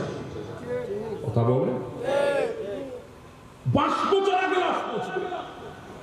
তুমি তো একবারও চিন্তা করো নাই যখন কবর তোমাকে চারদিক থেকে চাপ দেবে মাটিগুলা, তুমি কবরের চাপ নেওয়ার মতো শক্তি কি তোমার আছে? কবরের মাটির চাপ নেওয়ার মতো শক্তি কি তোমার আছে? কি করছো তুমি? ওই কবরে যাওয়ার জন্য আদৌ কি তৈরি হয়েছো? তুমি কি করছো? তুমি মৃত্যু কামনা করছো, সুইসাইড করার মতো সিদ্ধান্ত নিচ্ছ। তুমি মনে করছো সুইসাইড করলে, মৃত্যু কামনা করলে, চলে গেলে সব শেষ হয়ে যাবে। আরে ভাই না, ওখান থেকে সবে মাত্র শুরু। এটা তো মিছা দুনিয়া, মিছা, এখানে মিথ্যাই থাকবে। সত্য তো কবর থেকে শুরু হয়েছে, সেখানে যাওয়ার জন্য প্রস্তুতি গ্রহণ করো। একবার গভীর রাতে বসে বসে চিন্তা করো, তুমি কবরের জন্য আদৌ প্রস্তুত হয়েছো কিনা। কথা বলেন না? একাকি চিন্তা করবা, একাকি গভীর রজনীতে বসে চিন্তা করবা। হয়তো আমার কথাগুলো আপনাদের ভালো না লাগতে পারে, কিন্তু আমি আপনাদেরকে বলছি কথাগুলো দিলে বসান, দিলে কান দিয়ে শোনার চেষ্টা করবেন না, দিল দিয়ে শোনার চেষ্টা করেন। কারণ আমাদের মুরব্বীরা বলতেন কথা মন দিয়ে শোনো। বলেন না বাবা, কথা মন দিয়ে শোনো। কান তো আছে মুরব্বী, কথা কানে তো শোনা যায়। বলে কানে কথা শোনা কানে বের হয়, দিলে বসা কথা জিন্দেগিতে বের হয় না। কথা বলেন ঠিক না? দিলে লাগানোর চেষ্টা করেন, দিলে লাগানোর চেষ্টা করেন। আমার কাছে মেশিন নাই, আমি আপনাদের দিলে কথাগুলো বসাইতে পারবো। এত তাসির নাই আপনাদের দিলে কথাগুলো বসবে। এজন্য মাঝে মাঝে দোয়া করে আল্লাহ দরবারে, আল্লাহ এমন একটা মেশিন দাও আমার কথাগুলো তোমার বান্দাদের দিলে বসাতে পারি মতো। আমার অবাক লাগে আমার যুবক ভাইরা নিজের জীবনকে, এত সুন্দর জীবনকে পেয়েও মূল্যায়ন করতে পারছে না, এত সুন্দর জিন্দেগি পেয়েও মূল্যায়ন করতে পারছে না। তুমি একাকি বসে একবার চিন্তা করো। আর এখন তো তুমি একাকি হয়ে গেলে তোমার তো হতাশার অভাব নাই। একটা কথা মনে রাখবে, একাকিত্ব এটা আল্লাহর পক্ষ থেকে অনেক বড় একটা নিয়ামত। একাকিত্ব আল্লাহর পক্ষ থেকে অনেক বড় একটা নিয়ামত। কেন জানেন? কারণ এই দুনিয়ার কোলাহল থেকে, ফিতনার কোলাহল থেকে নির্জনতা অনেক উত্তম। আর যত বেশি একাকিত্ব তত বেশি গীবত মুক্ত, গুনাহ মুক্ত। আর আমার আল্লাহ যাকে তাকে একাকী রাখেন না, একাকিত্ব দেন না। আল্লাহ তাদেরকে একা রাখতে চান যাদেরকে আল্লাহ ওনার প্রিয় বানাইতে চায়। এজন্য একা আল্লাহর দরবারে ইবাদত করা, একাকী অবস্থায় আল্লাহর দরবারে সিজদা করার অভ্যাস করেন, আল্লাহর দরবারে একাকী অবস্থায় হাত তুলে চাওয়ার অভ্যাস করেন। দেখবেন জীবন পরিবর্তন হয়ে যাবে। যে জীবনটা আপনি আজকে শেষ করতে চাচ্ছেন, ওই জীবনটা যদি আল্লাহর নবীর দ্বীন দিয়ে যদি সাজাতে পারেন, একটু ধৈর্য ধারণ করে পরিস্থিতি যদি মোকাবেলা করতে পারেন, আমি আপনাকে গ্যারান্টি দিয়ে বলছি ওই জিন্দেগির জন্য একদিন আপনি আল্লাহর দরবারে শুকর আদায় করবেন, আল্লাহ এত সুন্দর জীবন তুমি আমাকে কেমনে দিয়েছো, সুবহানাল্লাহ। আপনি অপেক্ষা করেন, একটু অপেক্ষা করেন। জিন্দেগি অনেক সুন্দর, অনেক মুসিবত দুনিয়ায় আছে। আরে ভাই, আমরা ফরিয়াদ করলাম তো করলাম, কয় বছর করলাম। দুনিয়াতে এমন পয়গম্বর আছে 18 বছর আল্লাহর দরবারে ফরিয়াদ করেছে, সুবহানাল্লাহ। আমরা ফরিয়াদ করলাম, কয় বছর করলাম। দুনিয়াতে এমন পয়গম্বর আছে 100 বছর আল্লাহর দরবারে ফরিয়াদ করেছে। আমরা ফরিয়াদ করলাম তো করলাম, কয় বছর করলাম। দুনিয়াতে এমন আল্লাহর পয়গম্বর আছে 900 বছর আল্লাহর দরবারে ফরিয়াদ করেছে, সুবহানাল্লাহ। আর আপনি একটু দোয়া করে বলেন, আল্লাহ আমার দোয়া কবুল করেন। আপনি একটু চেয়ে বলেন, এত চায় আল্লাহ আমাকে দেয় নাই। একটু তাহাজ্জুদের নামাজে বসে আপনি বলেন, তাহাজ্জুদের নামাজও চেয়েছি, আল্লাহ আমাকে দিচ্ছে না। আরে ভাই, একটা কথা কি জানেন? নারে তাকবীর, নারে রিসালাত, নারে গাউসিয়া, আহলে সুন্নাত ওয়াল জামাত, প্রধান ওয়াজির আগমন। প্রধান আলোচক হযরতুল্লামা জনাবে মাওলানা ওমর ফারুক নঈমী সাহেব কিবলা তশরিফ এনেছেন। আল্লাহ পাক হুজুরের তশরিফ আওয়ালকে কবুল করে নিন।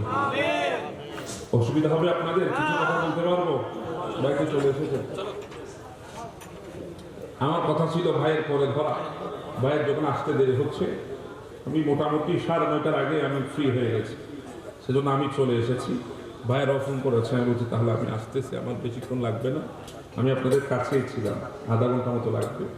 আমি এসে আপনাদের সামনে খেদমতে হাজির হয়েছি। অসুবিধা হচ্ছে আপনাদের? আমি অনেক সুন্দর সুললিত কণ্ঠে ওয়াজ করবে, আমার তো এমন ছোট্টর খুব কম আছে, এত কথা তো আমি বলতেও জানি না, ছোট মানুষ। আল্লাহ আমাদেরকে বোঝার তৌফিক দান করুন। বলছিলাম, আপনি দোয়া করছেন, কতটুকু দোয়া আপনি করেছেন, কদ্দুর করেছেন, কেমন করেছেন? আপনি বলছেন আজকে আল্লাহ আমাকে দিচ্ছে না, দোয়া কবুল করছে না, এত চাইলাম পাই না। ভাই, আল্লাহ ওই বান্দাকে দিতে দেরি করে যেই বান্দা চাহনি আল্লাহর কাছে পছন্দ হবে। আল্লাহ আমাকে দিতে দেরি করে, হ্যাঁ দেরি করেন আল্লাহ তাকে দিতে, কারণ ওই বান্দাটার হৃদয়ে কষ্ট আছে, কষ্ট জনিত কণ্ঠে ওই বান্দাটার হৃদয়টা ভেঙে গেছে। ওই ভাঙা হৃদয় নিয়ে ওই বান্দার কণ্ঠের মধ্যে দরদ আছে, ওই মায়া ভরা দরদটা নিয়ে যখন ডাক দে ইয়া রহমান ইয়া রহিম বলে যখন ডাকে, আপনার ওই কথাগুলা শব্দগুলো আল্লাহর কাছে পছন্দ হয়। আমার আল্লাহ বলে, বান্দা তোকে এত তাড়াতাড়ি দিয়ে দিলে, তুই আর এত মহব্বত নিয়ে আমাকে ডাকবি না, তোকে এত তাড়াতাড়ি দিয়ে দিলে, এত মায়া ভরা কণ্ঠে আমাকে আর রহমান বলে ডাক দিবি না। এজন্য দিতে দেরি করে, আল্লাহ দিতে দেরি করে। হ্যাঁ, আপনি যখন দিতে দেরি হচ্ছে, পেতে দেরি হচ্ছে, নিতে দেরি হচ্ছে, আপনি একটু ধৈর্য ধারণ করে কণ্ঠের আবেগ বাড়িয়ে দিয়ে আল্লাহর দরবারে চান, ইনশাআল্লাহ আমার আল্লাহ একদিন আপনাকে অবশ্যই দেবে। আর যেদিন দেওয়া শুরু করবে সেদিন রাখার জায়গাও পাবেন না। এজন্য আপনি চাইতে থাকেন, কিন্তু আমাদের চাওয়া তো একটু থেকে একটু হলে পাইলাম না। কথা বলেন? আরে বাবা, আমার নবীর এক সাহাবীর কথা বলি, অসুবিধা হবে আপনাদের? সাইয়েদনা ফারুক আযম রাদিয়াল্লাহু তাআলা, ইসলামের দ্বিতীয় খলিফা, 22 লক্ষ বর্গমাইলের শাসক ছিলেন যিনি, অর্ধ পৃথিবীর শাসক। এখন তো মহাদেশ 7টা, তখন তো মহাদেশ 1-2টার থেকে বেশি ছিল না। 22 লক্ষ বর্গমাইলের শাসক ছিলেন হযরতে ওমর। সে ওমর আমার নবীর যুগে রাস্তা দিয়ে হেঁটে আসতেছে। আমার বাবারা, হঠাৎ ফারুক আযম রাদিয়াল্লাহু তাআলা রাস্তা দিয়ে যখন আসছিলেন, হঠাৎ করে দেখতেছি একজন যুবক রাস্তার পাশে বসে বসে চোখের পানি ছেড়ে ছেড়ে আল্লাহর দরবারে কান্না করছে। ফারুক আজম ডাক দিয়ে বলে, বাবা কেন কান্না করছো? কি কর জন্য তোমার এত কান্না, এত কথা? এমন কি করেছো একটু আমাকে বলো না। ওই যুবক বলে, হুজুর আমি অনেক গুনাহ করেছি, অনেক বড় গুনার মধ্যে লিপ্ত হয়েছি, অনেক বড় গুনাহ আমার দ্বারা সম্পাদিত হয়েছে। এই কথা বলে যুবকটা চিৎকার করে করে আল্লাহর দরবারে কান্না করছে। ওই যুবকের চিৎকার এত প্রকট ছিল, ওই যুবকের আওয়াজ এত লাউড ছিল, ওই যুবকের কান্নার মধ্যে এত দরদ ছিল, গোটা মদিনার মানুষগুলা পর্যন্ত ওই যুবকের কথা শুনে, কান্না শুনে মদিনার ঘরের মহিলারা চোখের পানি ছেড়ে ছেড়ে কাঁদতেছে। ফারুক আজমের মতো লোহ মানব, যাকে আমরা বলি দিল যার সবচাইতে বড় শক্ত ছিল আমরা জানি, সেই ওমর চোখের পানি ছেড়ে ছেড়ে কান্না শুরু করেছে।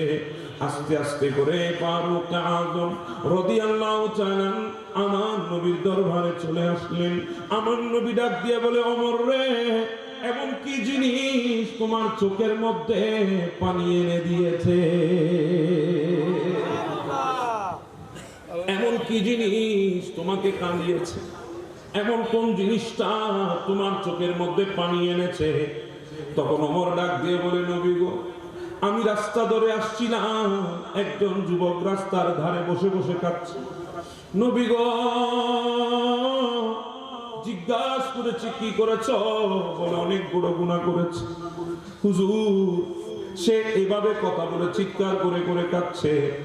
আমার নবী বলে, কি গুনাহ করেছে? বলে, ইয়া রাসূলুল্লাহ সেটা বলে নাই। ওমর, যাও ওই যুবককে ডেকে নিয়ে আসো, আমি তার সাথে কথা বলতে চাই। আমার নবীর নির্দেশ পেয়ে ফারুক আজম রাদিয়াল্লাহু তাআলা চলে গেলেন। ওই যুবককে আমার নবীর দরবারে নিয়ে আসলেন। আমার নবীর দরবারে এসে যুবকটা চিৎকার করে করে কাঁদে, নবী গো, অনেক বড় গুনাহ করেছি, নবী গো, অনেক বড় পাপ করেছি, নবী গো, অনেক বড় নাফরমানি করেছি। আমার নবী ডাক দিয়ে বলে, বেটা, তোমার গুনাহ বড় নাকি আমার আল্লাহর আরশ বড়? যুবক ডাক দিয়ে বলে, হুজুর আমার গুনাহ বড়। আমার নবী বলে, বেটা, তোমার গুনাহ বড় নাকি আল্লাহর কলম বড়? বলে, ইয়া রাসূলুল্লাহ আমার গুনাহ বড়। বেটা, তোমার গুনাহ বড় নাকি আল্লাহর কুরসি বড়? বলে, হুজুর আমার গুনাহ বড়। আমার নবী বলে, বেটা, এমন কি গুনাহ করেছো আল্লাহর আরশের চাইতে বড়, আল্লাহর কলমের চাইতে বড়, আল্লাহর কুরসির চাইতে বড়? একটু আমাকে বলো না। ওই যুবক ডাক দিয়ে বলে, নবী গো, আমি মদিনার জমিনের মধ্যে একজন কাফন চোর, আমি মানুষকে যখন কবর দিই, দাফন করে কবরের ভেতরে, আমি সদ্য দাফনকৃত মানুষগুলাকে কবর থেকে তুলে তাদের পরন থেকে কাপনের কাপড়গুলা টান দিয়ে আমি মদিনার বাজারে এনে বিক্রি করে আমি এইভাবে নিজেকে চালাই, জীবন অতিবাহিত করি, রিজিক নির্বাহ করি। ইয়া রাসূলুল্লাহ, সদ্য মদিনার গোরস্থানের মধ্যে একজন যুবতী মেয়েকে দাফন করা হয়েছে। আমি সাথে সাথে ওই কবরের পাড়ে গেলাম, ওই যুবতী মেয়েটাকে কবর থেকে তুললাম, তার কাফন ধরে টান দিলাম, কাফনের কাপড় নিয়ে ফেললাম। যুবতীর শরীরের মধ্যে কোনো একটা সুতাও বাকি রইল না, উলঙ্গ হয়ে গেল। আমি চলে আসব, হঠাৎ আমার নজর তার শরীরের দিকে গেল। শয়তান আমার দিলের উপর চেপে বসেছে, আমাকে ওয়াসওয়াসা দিয়ে ফেলেছে। আমি আর নিজেকে থামাতে পারি নাই। আমি ওই মরহুমা মেয়েটার সাথে, যুবতী মেয়ের লাশের সাথে আমি জিনার মধ্যে লিপ্ত হয়ে গেছি। ইয়া রাসূলুল্লাহ, আমি জিনার মধ্যে লিপ্ত হয়ে গেছি। আমি যখন ওখান থেকে দাঁড়ালাম, হঠাৎ করে ওই মেয়েটার দেহের ভিতর থেকে, শরীরের ভেতর থেকে একটা আওয়াজ বের হচ্ছে। আমাকে ডাক দিয়ে বলে, যুবক, ও আল্লাহর বান্দা, এই কি কেমন কাজ করেছো? আমি তো তোমার কোনো দোষ করি না, আমি তোমার কোনো অপরাধ করি না, তুমি কেন আমাকে কাল হাসরের ময়দানে নাপাক অবস্থায় উঠতে বাধ্য করলা? এই কথা যখন লাশের ভেতর থেকে যখন বের হলো, আকার রাসূলুল্লাহ, আমার দিলটা কেঁপে উঠেছে, আমার শরীরের মধ্যে কম্পন সৃষ্টি হয়ে গেছে, আমি আর নিজেকে স্থির রাখতে পারি না। আমি আমার ঘরের মধ্যে দৌড় দিয়ে চলে আসলাম, সারা রাত আর ঘুমাতে পারি না। ওই মেয়েটার কথা আমার কানের মধ্যে বাড়ি যায়, রাসূল, এত বড় গুনাহ আমি কিভাবে করলাম? আমার নবী ডাক দিয়ে বলে, সত্যি তো, তুমি এত বড় গুনাহ কিভাবে করেছো? আমার নবীর জুবান থেকে যখন শব্দ বের হয়েছে, এত বড় গুনাহ কিভাবে করেছো, ওই যুবক এমন একটা দৌড় দিল মদিনার রাস্তা ধরে। ও মদিনাবাসী, এতক্ষণ আমি বলছিলাম আমি বড় গুনাহ করেছি, এখন তো আল্লাহর পেয়ারা মাহবুব নবীও বলে দিয়েছে আমি বড় গুনাহ করেছি, এখন আমার উপায় কই? আমি কোথায় গেলে রক্ষা পাই? ওই যুবক পাহাড়ের চূড়ায় চলে গেছে, মদিনার পাহাড়ে 40টা দিন অনাবরত চোখের পানি বন্ধ ছাড়া কেঁদেছে, আল্লাহকে চিৎকার দিয়ে দিয়ে ডেকেছে, আল্লাহর দরবারে ফরিয়াদ করেছে। আমার বাবারা 40 দিন যখন অতিবাহিত হয়ে যায়, জিবরিল আমার নবীর দরবারে আসে, এসে বলি, ইয়া রাসূলুল্লাহ, আল্লাহ আমাকে পাঠিয়েছেন কয়েকটা প্রশ্ন করার জন্য। আমার নবী বলে, জিবরিল বলো না। বলে, ইয়া রাসূলুল্লাহ, আল্লাহ জিজ্ঞাসা করতে চেয়েছে আল্লাহর মাখলুক গুলাকে কে বানিয়েছে? আমার নবী বলে, জিবরিল রে, আল্লাহর দুনিয়ার যত মাখলুক আছে আমি সহ সবাইকে আল্লাহ বানিয়েছে। জিবরিল বলে, ইয়া রাসূলুল্লাহ, দ্বিতীয় প্রশ্ন, আল্লাহর মাখলুক গুলাকে রিজিক কে দেয়? বলে, আল্লাহর মাখলুক গুলাকে রিজিক আমাকে সহ সমস্ত মাখলুককে রিজিক দেয় আল্লাহ। জিবরিল ডাক দিয়ে বলে, নবী গো, আখিরি প্রশ্ন, আল্লাহর আযাব বড় নাকি আল্লাহর রহমত বড়? আমার নবী বলে, জিবরিল রে, আল্লাহর আযাবের চাইতে কোটি গুণ আল্লাহর রহমত বড়। তখন জিবরিল ডাক দিয়ে বলে, নবী, সুসংবাদ পাঠিয়ে দিন ওই পাহাড়ের চূড়ায় যেখানে 40 দিন যুবক কাঁদে আল্লাহর রহমতের জন্য দোয়া করে, তার কাছে সুসংবাদ দিন, আল্লাহ ওই যুবকের গুনাহ মাফ করেছে। ক্ষমা যদি চাও তবু পাপ করিয়া ক্ষমা করে দিবে প্রভু, ক্ষমা বিলায় দরবারে কেন তার হাত পাছো না? প্রভুর প্রেমে মন। অসুবিধা হচ্ছে আপনাদের? হৃদয়ের জানালাটা খুলে দাও না, প্রভুর প্রেমে অসীম ক্ষমতা যার হাতের উপর, যার নামে বেজার জ্বর নানর,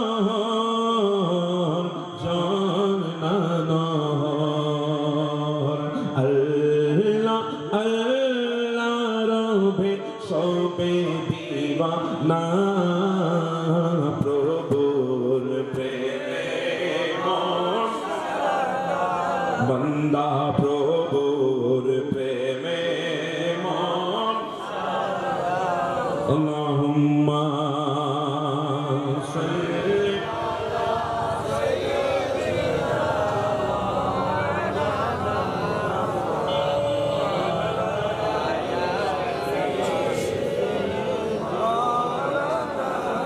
অসুবিধা হচ্ছে আপনাদের? আমরা চাইবো কার কাছে? জীবনের কার কাছে? আমাদের প্রত্যেকটা জিনিস কার কাছে চাওয়া লাগবে? আল্লাহর কাছে চাওয়া লাগবে।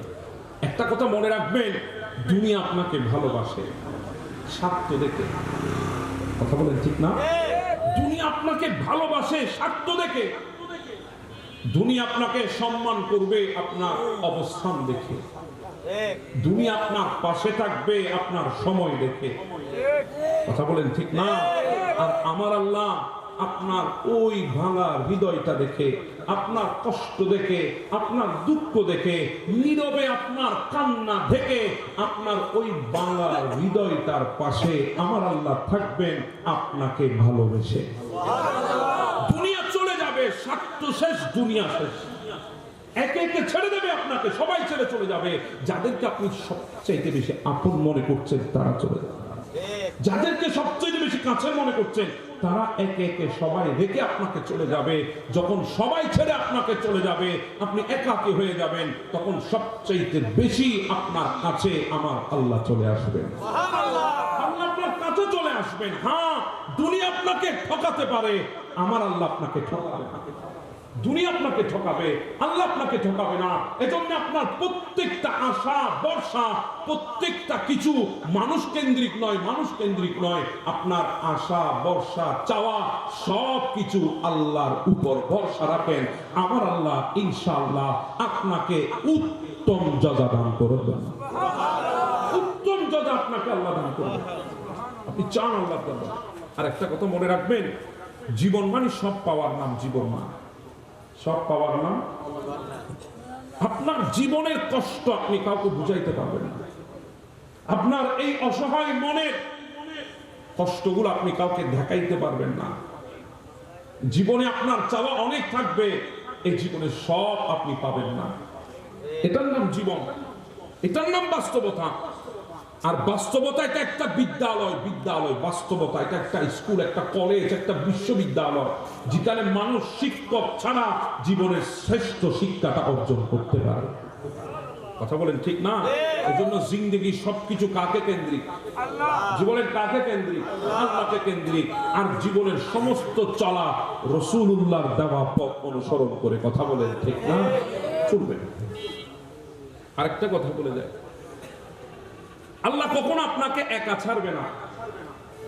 যদি আপনি সকাল সন্ধ্যা দৈনিক 7 বার একটা দোয়া পড়তে পারেন, দৈনিক সকাল সন্ধ্যা 7 বার যদি দোয়াটা পড়তে পারেন, আমার আল্লাহ আপনাকে কখনো একা ছাড়বে না। আমরা তো এখন এগুলা করি না, আমল করি না, এমনি আল্লাহ আল্লাহ, এমনি কষ্ট করলে আল্লাহ আল্লাহ বলে, এরপরে কষ্ট থেকে একটু আমরা উসুল হয়ে গেলে এরপরে আর কোথায়? কথা বলেন ঠিক না? পরীক্ষা আসলে মসজিদে ঢুকি, পরীক্ষা শেষ মসজিদও শেষ। মুসিবতে পড়লে সিজদায় যায়, মুসিবতে শেষ সিজদাও শেষ। কথা বলেন ঠিক না? এজন্য মনে রাখবেন, আল্লাহ পাক রব্বুল আলামিন আপনার কাছে থাকবে, আপনাকে কখনো একা ফেলবে না। একা ফেলে আমার আল্লাহ আপনাকে যাবে না। যদি আপনি এই আমলটা করতে পারেন, এই দোয়াটা আপনি সকাল সন্ধ্যা যদি 7 বার যদি আপনি পড়তে পারেন, তাহলে আমার আল্লাহ আপনার সাথে থাকবে। এমনটা না, আপনার দায়িত্ব আমার আল্লাহ নিয়ে নেবেন। আপনি পড়বেন, হাসবি আল্লাহ লা ইলাহা ইল্লা হুয়া আলাইহি তাওয়াক্কালতু ওয়া হুয়া রাব্বুল আরশিল আযীম। এই দোয়াটা আপনি পড়বেন সকাল সন্ধ্যা। আপনি পড়বেন, আল্লাহ আমার জন্য যথেষ্ট, আল্লাহ ছাড়া কোনো উপাস্য নাই, আমি আল্লাহর উপরে ভরসা রাখি, আর আমার আল্লাহ হচ্ছে আরশের মালিক। সুবহানাল্লাহ। আপনি দোয়াটা পড়েন। আপনি জিন্দেগিতে হাঁটতেছেন, চলছেন, আপনি পড়েন হাসবুনাল্লাহু ওয়া নি'মাল ওয়াকিল। আপনি হাঁটতেছেন, আপনি পড়েন লা হাওলা ওয়ালা কুওয়াতা ইল্লা বিল্লাহ। আপনি হাঁটতেছেন, আপনি পড়েন যাওয়ার সময় আসার সময় দরুদ শরীফ। আপনি পড়েন ইস্তিগফার। আপনি পড়েন আল্লাহ নবীর উপরে দরুদ সালাম। মুসিবত আপনা আপনি চলে যাবে। আপনি ঘুমাতে গিয়েছেন, জিন্দেগির আখিরি ঘুম মনে করে একবার সূরা ফাতিহাটা পড়েন। জিন্দেগির আখিরি ঘুম মনে করে 3 বার সূরা ইখলাস পড়েন। জিন্দেগির আখিরি ঘুম মনে করে আমার নবীর উপরে কয়েকবার দরুদ পড়েন। এবার হাতটা তুলেন, মালিক জানি না সকালবেলা উঠতে পারবো কিনা, কারণ ঘুম ভাঙলে সকাল, না ভাঙলে পরকাল। আল্লাহ দোয়া করছি, যদি আজকের রাতটা আমার জীবনের আখিরি রাত হয়, আল্লাহ তুমি আমার জিন্দেগির গুনাহগুলো মাফ করে দিও। সুবহানাল্লাহ। ভাই আপনি বলা বাকি, শুধু আপনার বলাটার জন্য আল্লাহ অপেক্ষা করছে। সুবহানাল্লাহ। আপনার বলাটার জন্য আল্লাহ অপেক্ষা করছে। যদি না করতো কখনো এই কথা বলতেন না, নব্বি ইবাদি আন্নি আনাল গফুরুর রহিম। সুবহানাল্লাহ। এই কথা কখনো বলতেন না। আল্লাহ শুধু আপনার চাওয়াটার দিকে তাকিয়ে আছে। আপনি চান আমার আল্লাহ দেবেন। আপনি দুনিয়ার মায়া পড়ে মওলাকে ভুলে গেছেন। মনে রাখবেন, সময় আসবে, দুনিয়া চলে যাবে, আমার মওলা আপনার আপন হবে। উনি ছাড়া আর কেউ নাই আমাদের আপন। সেজন্য শুরু করেছিলাম কথা, আল্লাহ আমাদেরকে ভালোবেসে সৃষ্টি করেছেন। কথা মনে আছে আপনাদের? আল্লাহ আমাদেরকে ভালোবেসে সৃষ্টি করেছেন। আল্লাহ আমাদেরকে ভালোবাসেন। আল্লাহ ভালোবাসেন বলে আল্লাহ আমাদেরকে আখির নবীর উম্মত বানিয়ে দুনিয়ায় পাঠিয়েছেন। না হলে কখন আমরা আখির নবীর উম্মত হতে পারতাম না। এই কোয়ালিটি আমাদের মধ্যে নাই। এজন্য আখির নবীর উম্মত হওয়ার জন্য আপনাকে একটা কাজ করতে হবে, সেটা হচ্ছে আকায়েদ আহলে সুন্নাত ওয়াল জামাতের উপরে থাকতে হবে। আপনি আকায়েদ আহলে সুন্নাত ওয়াল জামাত বাদ দিয়ে দুনিয়ার অনেক ইসলামী দল আছে, অনেক ওয়াল জামাত আছে, অনেক জামাত আছে, অনেক ইসলাম আছে, ওখানে গেলে আপনি রাসূলুল্লাহর প্রেম দিন থেকে হারাবেন। আর রাসূলুল্লাহর প্রেম যদি দিন থেকে চলে যায়, ঈমান ওখানে নিরাপদ থাকবে না। একটা কভার লাগে ভাই, কভার। কোনো জিনিস রাখতে হলেও একটা কভারের প্রয়োজন হয়। আপনি টিস্যু রেখেছেন, একটা কভার আপনি ব্যবহার করেছেন। আপনি মোবাইল ব্যবহার করছেন, একটা কভার আপনি ব্যবহার করছেন। আপনি সমস্ত কিছুর জন্য আলাদা একটা কভার রেখেছেন। আমাদের দিলে ঈমান সালামত থাকার জন্য কভার হচ্ছে হুব্বে মুস্তাফা। সুবহানাল্লাহ। ওই কভার যদি না থাকে, দিলের মধ্যে ঈমান সালামত থাকবে না। হ্যাঁ, আপনি বলবেন ইসলামী রাষ্ট্র প্রতিষ্ঠা করব, আপনি বলবেন ইসলাম নিয়ে আমি চিন্তা করছি, আপনি বলবেন ধর্ম আমাদের মুখ্য বিষয়, আবার আপনি মন্দিরে গিয়ে পূজার মধ্যে আলহামদুলিল্লাহ বলবেন, তাহলে বোঝা যায় আপনার ভেতরে ইসলাম নাই। আপনি ইসলামের নাম বিক্রি করে মানুষ থেকে ঈমান নেওয়ার জন্য এসেছেন। কথা বলেন ঠিক না? এজন্য মনে রাখবেন, আল্লাহ পাক যতদিন আমাদেরকে রাখবেন, আমরা আকায়েদ আহলে সুন্নাত ওয়াল জামাতের উপরে থাকবো ইনশাআল্লাহ। পারবেন তো ইনশাআল্লাহ? একটু দুই হাত তুলে আমাকে দেখাতে পারবেন? মাশাআল্লাহ, আল্লাহ কবুল করেন। আজকে এই মাহফিল যারা ইন্তজাম করেছেন, যুব সমাজ সুন্নি পরিষদ তেঁতুলতলা পশ্চিম হায়দ্রাবাদ, পাক ভাইদের ইন্তজামকে কবুল করুক, আমিন। আপনাদেরকে অনেক কথা বলেছি, আপনারাও বসেছেন, প্রাণবন্ত ছিলেন। আল্লাহ পাক আমাদের এই আশা বসাকে নাজাতের ওসিলা হিসেবে কবুল করেন, আমিন। ওয়া মা তাওফীকি ইল্লা বিল্লাহ। আসসালামু আলাইকুম ওয়া রাহমাতুল্লাহ।